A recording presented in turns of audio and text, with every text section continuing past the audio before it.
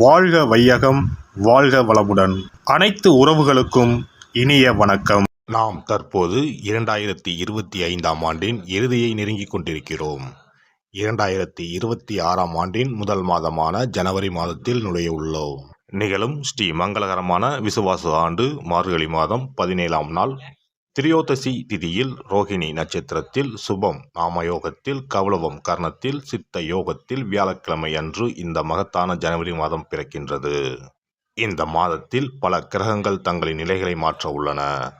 ஜோதிட சாஸ்திரப்படி ஜனவரி 1, 2026இல் கிரகங்களின் சிறப்பு சேர்க்கையால் உருவாகும் மிகப்பெரிய யோகமான சங்கோண யோகம் ஒரு சில ராசிக்காரர்களுக்கு மங்களகரமானதாகவும் அதிர்ஷ்டமானதாகவும் வாழ்வில் புதிய வெளிச்சம் தருவதாகவும் அமையும். ஜனவரி மாதம் 13ஆம் தேதி செல்வத்தின் அதிபதியான சுக்கிர பகவான் மகர ராசிக்கு செல்ல உள்ளார். ஜனவரி மாதம் 15ஆம் தேதி கிரகங்களின் தலைவனாக கருதப்படும் சூரிய பகவான் மகர ராசிக்குள் நுழைய உள்ளார். ஜனவரி மாதம் 16ஆம் தேதி கிரகங்களின் தளபதியான செவ்வாய் பகவான் மகர ராசியில் சஞ்சரிக்க உள்ளார். இம்மாதம் அதாவது ஜனவரி 17ஆம் தேதி புதன் பகவானும் ஜனவரி 18ஆம் தேதி சந்திர பகவானும் மகர ராசிக்கு செல்ல உள்ளனர்.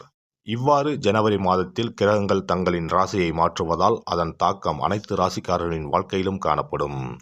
குறிப்பாக சில ராசிக்காரர்களுக்கு அதிர்ஷ்டம் பிரகாசிக்கப் போகிறது. இதன் விளைவாக தொழில் மற்றும் வணிகத்தில் நல்ல முன்னேற்றம் ஏற்பட போகிறது. அதே சமயம் ஆரோக்கியமும் சிறப்பாக இருக்கப் போகிறது. மேலும் சில ராசிக்காரர்களுக்கு கண்டமும் காத்திருக்கிறது. உயிர் போகும் ஆபத்து கூட வரலாம். எச்சரிக்கையாக இருக்கவும். யமனே எதிரில் வந்தாலும் சிவனின் அருள் இருந்தால் எதிலும் வெற்றி பெறலாம். சிவ வழிபாடு கர்ம வினைகளை அளிக்கும். இந்த கிரகங்களின் பெயர்ச்சியால் இம்மாதம் உங்கள் வாழ்வில் நடக்க இருக்கும் சுப மற்றும் அசுப பலன்கள் என்ன என்பதனையும், அசுப பலன்கள் ஏற்படுமாயின் ராசிக்காரர்கள் செய்ய வேண்டிய பரிகாரம் என்ன, வழிபட வேண்டிய தெய்வம் யார் என்பதனை பற்றியும் விரிவாக காண்போம். பிறக்கப் போகும் இம்மாதத்தில் உங்கள் வாழ்வில் வளமும் நலமும் செல்வ செழிப்பும் பெற்று வாழ்வின் உயரிய நிலையை அடைய எல்லாம் வல்ல எம்பெருமானை வேண்டி விரும்பி கேட்டுக்கொள்கிறேன். பெரியவர்களுக்கு மதிப்பளித்து அவர்களின் ஆசிகளை பெற்று வாழ்வில் சாதனைகள் பல புரியும் சிம்ம ராசி அன்பர்களே, நீங்கள் உங்களை எதிர்ப்பவர்களை தக்க சமயத்தில் வெற்றி கொள்வீர்கள். இந்த மாதம் பணவரத்து அதிகரிக்கும். எதிர்பாராத நல்ல திருப்பங்களை ஏற்படுத்தும். மனதில் சந்தோஷம் உண்டாகும். எந்த பிரச்சனை வந்தாலும் சமாளித்து முன்னேறி செல்வீர்கள். தெளிவான முடிவுகள் எடுப்பதன் மூலம் இழுபறியான காரியங்கள் சாதகமாக நடந்து முடியும். தனஸ்தானத்தில் இருக்கும் குருவால் பொருளாதாரம் மேலோங்கும். மற்றவர்கள் பாராட்டக்கூடிய மிகப்பெரிய செயலை செய்து முடிப்பீர்கள். தொழில் வியாபாரம் சிறப்பாக நடைபெறும். பழைய பாக்கிகள் அனைத்தும் வசூலாகும். புதிய ஆர்டர்கள் கிடைக்கும். முக்கிய நபர்களின் ஆதரவை கிடைக்கப் பெறுவீர்கள். உத்தியோகத்தில் இருப்பவர்களின் பணம் சம்பாதிக்கும் திறமை அதிகரிக்கும். மேலதிகாரிகள் கொடுத்த வேலையை திறமையுடன் செய்து முடித்து பாராட்டுகளை பெறுவீர்கள். குடும்பத்தில் இருந்து வந்த கவலைகள் குறையும். கணவன் மனைவிக்கு இடையே மகிழ்ச்சி நிலவும். குழந்தைகளின் எதிர்காலம் பற்றிய சிந்தனைகள் மேலோங்கும். நண்பர்களால் தேவையான உதவிகள் கிடைக்கும். பெண்களை பொறுத்தவரை எந்த தடைகளையும் தாண்டி எடுத்த காரியத்தில் வெற்றி பெறுவீர்கள். மனதில் மகிழ்ச்சி உண்டாகும். கலைத்துறையினருக்கு எதிர்காலம் பற்றிய சிந்தனை மேலோங்கும். எல்லா காரியங்களும் நல்லபடியாக நடக்கும். எடுத்துக்கொண்ட வேலைகளில் இருந்த பிரச்சனைகள் தீரும். ஆராய்ந்து செய்யும் காரியங்கள் சாதகமான பலனை தரும். அரசியல் துறையினருக்கு ஆயுதங்கள் கையாளும் போதும் வாகனங்களை ஓட்டும் போதும் எச்சரிக்கை அவசியம். வீண் செலவுகள் ஏற்படும். அடுத்தவருக்கு எவ்வளவு நல்லது செய்தாலும் அது எடுபடாமல் போகலாம். மாணவர்களுக்கு கல்வியில் முன்னேற்றம் உண்டாகும். எதிர்ப்புகளை சாமர்த்தியமாக சமாளிப்பீர்கள். நட்சத்திர பலன்கள். மகம் நட்சத்திரம். இந்த மாதம் தொழில் வியாபாரம் மூலம் வரவேண்டிய லாபம் தாமதப்படும். எதிர்பார்த்த நிதியுதவி ஓரளவுக்கு கிடைக்கும். ஆர்டர்களுக்காக இருந்த அலைச்சல் குறையும். உத்தியோகத்தில் இருப்பவர்களுக்கு விருப்பம் இல்லாத இடமாற்றம் வரலாம். பூரம் நட்சத்திரம். இந்த மாதம் குடும்பத்தில் வீண் வாக்குவாதங்கள் ஏற்படும். கணவன் மனைவிக்கு இடையே நிதானத்தை கடைபிடிப்பது நல்லது. பிள்ளைகள் உடல் ஆரோக்கியத்தில் கவனம் தேவை.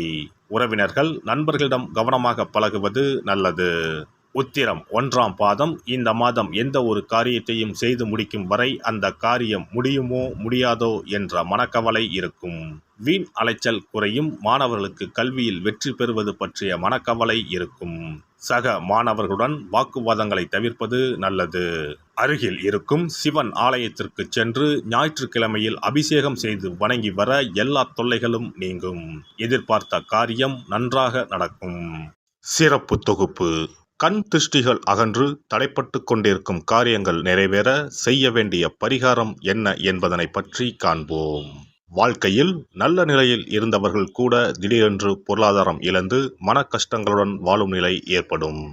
இந்த நிலை எதனால் ஏற்பட்டது என்று ஆராய்ந்து பார்த்தால் பெரும்பாலும் அவர்களின் மீதான கண் திருஷ்டிதான் காரணமாக இருக்கும். கல்லடி பட்டாலும் கண்ணடி படக்கூடாது என்று சொல்வார்கள் அல்லவா, அது உண்மைதான். இது போன்ற பிறரின் பொறாமை கொண்ட கண் திருஷ்டியினால் பலரின் வாழ்க்கை சிரமத்திற்கு ஆளாக நேரிடும்.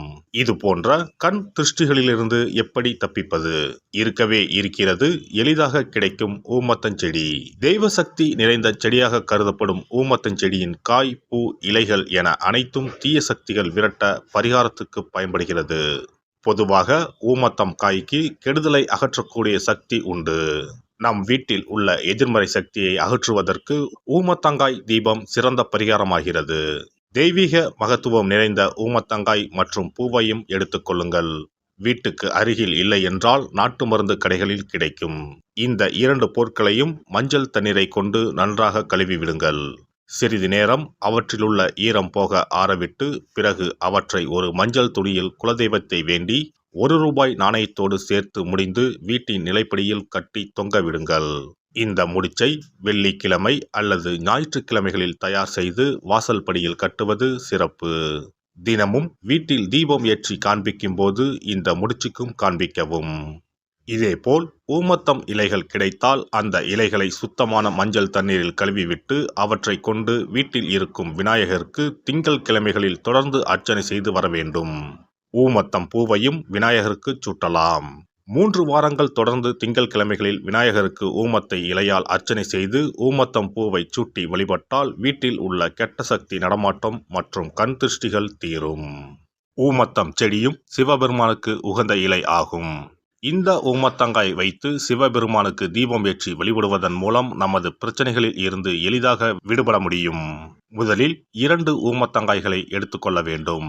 அவற்றின் மீது முட்கள் இருப்பதால் மிகவும் கவனமாக கையாள வேண்டும். ஊமத்தங்காயின் காம்பு பகுதிகளை வெட்டி கொண்டு கத்தியை பயன்படுத்தி ஊமத்தங்காயின் உள்ளே இருக்கும் விதை பகுதியை முழுவதுமாக நீக்கிவிட வேண்டும். பின்னர் 2 அகல் விளக்குகள் மற்றும் விளக்கு வைப்பதற்கான 2 தட்டுகளை எடுத்து சுத்தம் செய்து அவற்றிற்கு மஞ்சள் குங்குமம் போட்டு வைத்துக் கொள்ள வேண்டும். பின்னர் 2 தட்டின் மீதும் ஒவ்வொரு அகல் விளக்கை வைத்துக் கொள்ள வேண்டும்.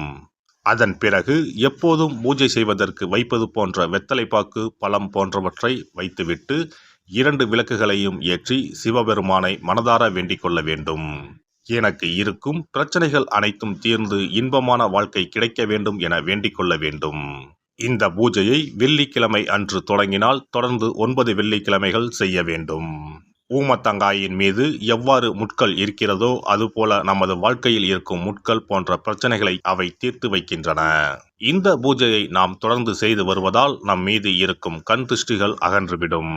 தீராத துயரங்கள் தீர்ந்துவிடும். பணம், நகை நம்மிடம் பெருகி வரும். சிலருக்கு கையில் சுத்தமாக பணம் இருக்காது. வறுமை தாண்டவமாடும். கடன் தொல்லையால் கஷ்டப்படுவார்கள். பண பிரச்சனையில் சிக்கி கொண்டிருப்பவர்கள் இந்த தீபத்தை ஏற்றினால் 3 வாரங்களில் நல்ல பலனை பெற முடியும். தொழிலில் நல்ல முன்னேற்றம் இருக்கும். கடன் பிரச்சனைகள் தீரும். உறவினர்களிடையே பகைமை இருந்தால் அவையும் மறைந்துவிடும். நோய்வாய் உள்ளவர்கள் இந்த தீபத்தை ஏற்றுவதன் மூலம் நல்ல பலனை பெற முடியும். பொதுவாகவே எந்த பரிகாரம் என்றாலும் அதை முழு நம்பிக்கையுடன் செய்தால் மட்டுமே முழு பலன் கிடைக்கும் என்பதை நினைவில் கொள்ளுங்கள். எல்லாம் வல்ல இறையருளால் நீங்களும் உங்கள் அன்பு குடும்பமும் உடல் நலம், நீலாயுள், நிறை செல்வம், உயர் புகழ், மெய்ஞானம் ஓங்கி வாழ்க வளமுடன். இந்த வீடியோ பதிவு உங்களுக்கு பிடித்திருந்தால் லைக் பண்ணுங்க, கமெண்ட் பண்ணுங்க, ஷேர் பண்ணுங்க. மறக்காம சப்ஸ்கிரைப் பண்ணுங்க. பக்கத்துல இருக்கிற பெல் பட்டனை கிளிக் பண்ணுங்க. நன்றி, வணக்கம். ஓம் நமச்சிவாய. சிவாய நம.